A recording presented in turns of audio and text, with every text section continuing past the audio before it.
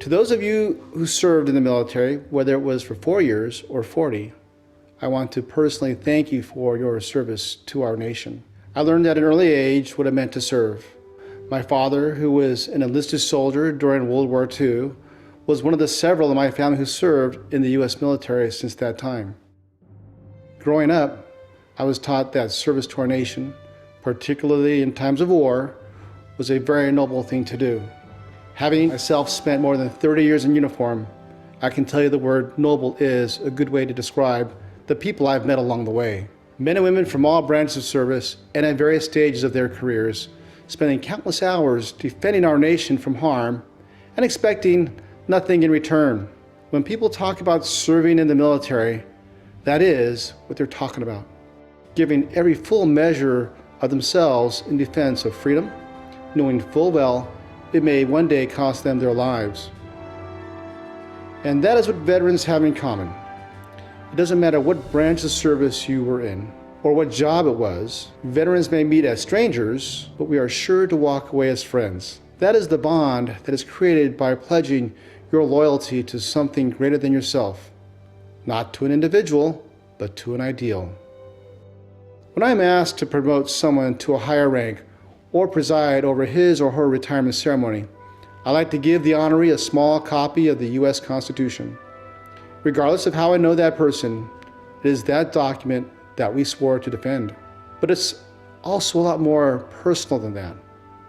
When we swear to support and defend the Constitution against all enemies, we become part of the same team. And that team has existed in our country for more than 200 years, connecting service members from the global war on terror to World War I, to the American Revolution, and periods in between.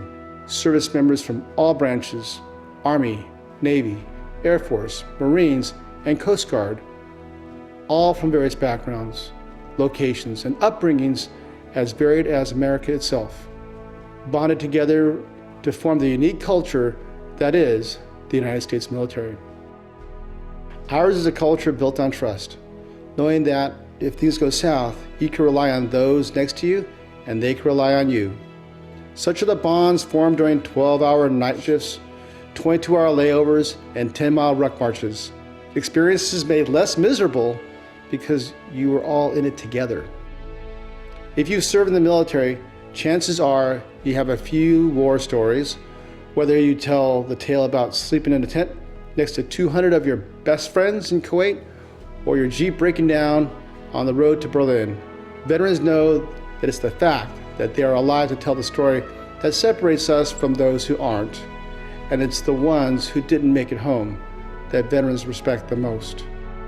To me, that's what service is. Believing in an ideal so powerful that you are willing to put your very life on the line to defend it. And that's what veterans do. On this and every Veterans Day, please take the time to thank those who have served for their sacrifices and the freedoms that we all continue to enjoy. Thank you.